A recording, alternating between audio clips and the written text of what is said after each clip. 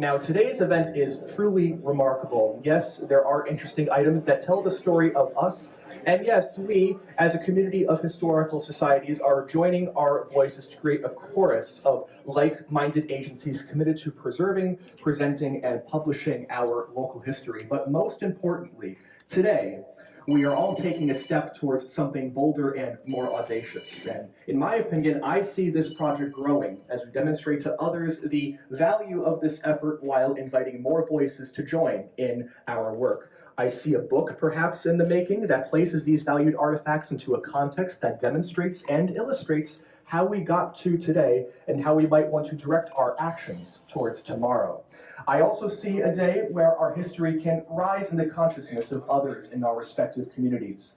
Now, each society today represented here brings artifacts with important stories to tell, and each society should stand proud in the work that we all do as a community. As I walk through today's many displays, I'm impressed particularly by the range and depth of our valued history. Just to name a few examples, I enjoy Cornwall's contribution of the marked coal shovel and how it showcases the history of an early local business.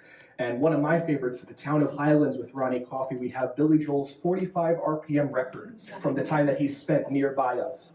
There is Tuxedo, literal example of a fashionable tuxedo made by a tailor in Tuxedo, I might add, along with Harriman's continued theme of fashion and a portrait of E.H. Harriman's first son in period attire, as well as their wonderful bass drum on display from the village of Harriman.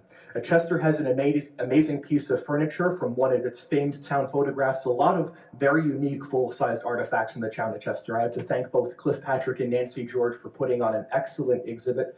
Monroe shares a model telegraph key from its early railroad station agent along the Erie Railroad, and Warwick delves into many connections, one of my favorites with the famed, of course, Revolutionary War chain that spanned the Hudson River. And of course, we can't forget the Orange County Archaeological Society and the Genealogical Society that are coming today to share precious information for those living throughout the region. We have a shared vision and a dynamic effort that simply stated can, quote, get things done. In the coming weeks, I look forward to speaking with each represented society today to see how we can move forward together. And in planning next year's event, we'll undoubtedly have the benefit of today's success, which I've had no doubt will attract additional voices. Thank you all for being here today. Thank you.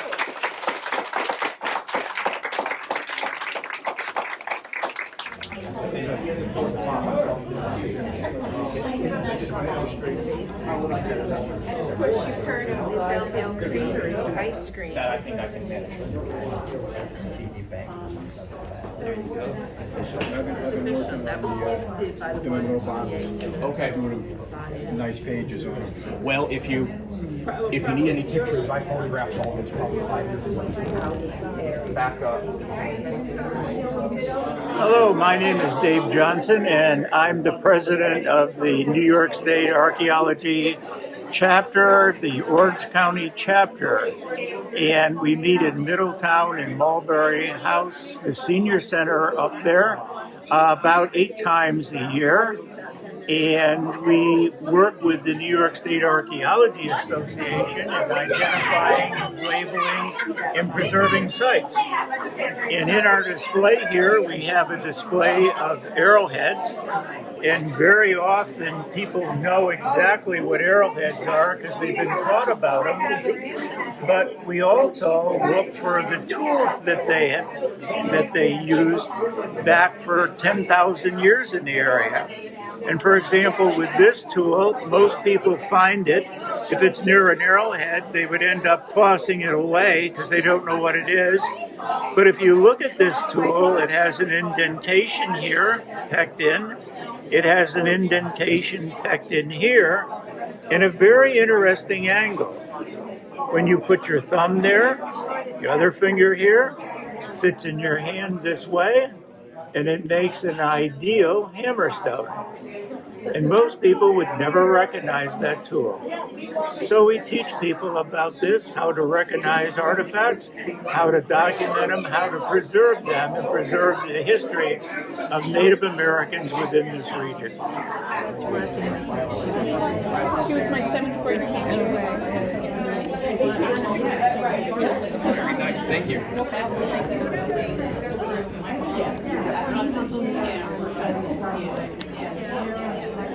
Hi, I'm Peg Ross. I'm with the Warwick Historical Society, and the item that we have today is the chain which went across the Hudson River to prevent the British from coming down into Orange County.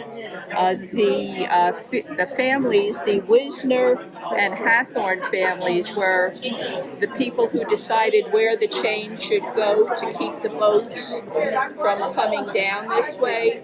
They found the most advantageous place for the chain to be placed. And part of the chain here is in West Point, and there's also chain in Ringwood Manor in New Jersey. And the iron came from the ores in the Ringwood, Warwick, way on the area. That's where the ore came from. And it's still there in West Point. Tell me what you found most exciting about today. What I found most exciting about today is the chain that George Washington ordered to be made out of ore in Sterling Forest and brought across the Continental Road to West Point, to his base at West Point, where they started stretching it across the Hudson River. I'm Betty Langberg, and I'm with the Tuxedo Historical Society, and today I want to focus a little bit on the immigrants in Tuxedo who literally built Tuxedo Park. It's depicted very well here in the Slovak village. It's a wonderful diorama that was done by a local resident artist, Andrew Birish, and he has laid out the layout for the Slovak village and who lived in every single house. The village was wiped out when the New York State Thruway went through, and a few of the houses were relocated, but many were just destroyed. The other big immigrant society that was constructive in the building of the whole Tuxedo Park was the Italian immigrants. And these are some of the photos of some of the houses that the Italians lived in. It was very crude. There were outhouses that went down the middle, but literally they built the bridges, the roads, the water system, everything that sustained Tuxedo Park. This is a couple of the the Slovak immigrants' houses also. And they're a huge contribution to all of town of Tuxedo. And today, many of their relatives still there and contributing to society. I'm good. Still good. I'm doing the best I can. There you go. Thank you. So this, I don't know if you know Andy Birish. Yes, I do. He did this diorama. So for the Woodbury Historical Society, I'd like to feature an artifact that is not exactly the oldest we have today, but might be one of the most popular to those traveling through town. This is a cardboard printed tube made by Otto Niemann Brothers, who in 1936, Otto Niemann patented the rotary printing press. Now, Niemann's connection to Woodbury was through what we might know as the Big Pink House off Route 32, which was actually built around 1810. Prior to Niemann's time, it was owned by Richard Thibault, who was into luxury wallpaper. The brand is actually still operating today. And then in around the 1930s, I want to say 1936, the Niemann family purchased the property, and it was continuously lived in by the Niemann family until Otto Niemann's daughter, Ruth Niemann, who passed away in 2018 at the age of 100. My name is Holly Dean Oster. I'm president of the Monroe Historical Society. And today I would like to talk about Airplane Park and the plane that is at the park. As you enter Monroe, you see the plane sitting in the park. It is a Sabre F-86L. It was brought to Monroe in August of 1963 to be dedicated to Ford Daly, who had served in the Korean War and the Vietnam War a total of 20 years. After decades of neglect, the plane was restored. A fence was built around it to protect it. It is a symbol of Monroe's history. I'm Susan Camlett, president of the Cornwall Historical Society, and the item that I've chosen is a shovel. The shovel was from Knapp Feed and Grain Store on Main Street in Cornwall. And what it represents is, to me, how everybody in Cornwall is connected. That's the theme of our table and display. So our vice president is Chris Knapp Diaz, and her great-grandfather started Knapp Feed and Grain. And 1/4 of our population is our descendants of families who have been here for over 100 years. And what we have here is a timeline of the family. So Chris's grandson came to our historical society with his 2nd grade class, and we teach about how each child is part of Cornwall's history, and we call it Footprints of History. And so Zachary's great-great-great-grandfather started Knapp's Feed and Grain Store on Main Street in Cornwall. So we have the progression.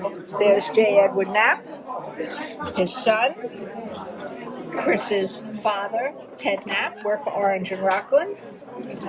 Chris and her sister Betsy, they grew up in Cornwall and Hudson.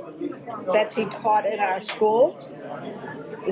Their children went to Cornwall and Hudson schools, graduated from Cornwall High School. Amanda taught in Cornwall High School, and now we have the grandchildren, the great-great-great-grandchildren going to Cornwall schools, and they will grow up to make a difference. I'm Donna Derlin from the Orange County Genealogical Society. We're here today with all our books about the history. We have 3 different histories of Orange County, and we also have the surname index. We have 3 rooms collection of all sorts of different records, and 20 file cabinets full of file papers that families have donated information on their various records over the years. Hi there, my name is Ronnie Coffey, and I am the historian of the town of Highlands in New York. And today I want to highlight one of the artifacts on our display, which is the News of the Highlands from January 29, 1981, when the Iran hostages came back from their captivity. The last town that they went through was Highland Falls, New York. And our paper covered that event.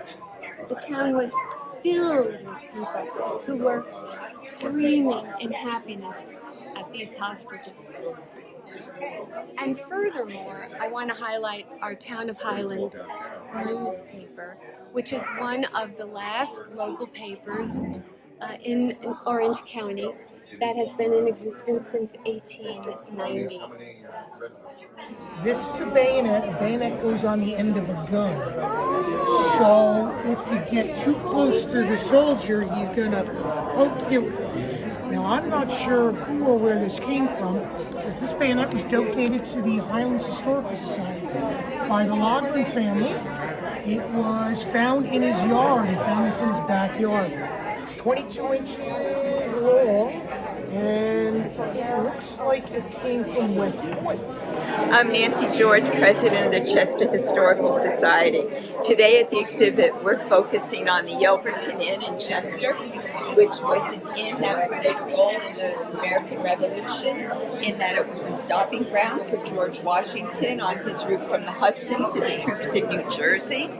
That also, the chain across the Hudson was negotiated in the Yelverton Inn because the man that owned Sterling Mill Mine lived across the street.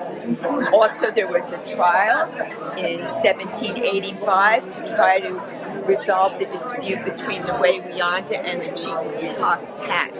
And it went on for the whole summer with Alexander Hamilton and Aaron Burr on the same legal team.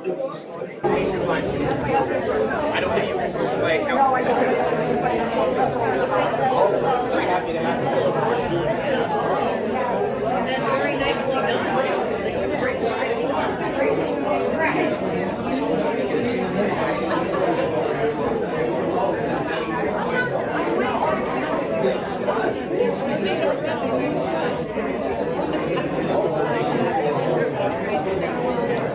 Number what? Yeah, why don't you go to it?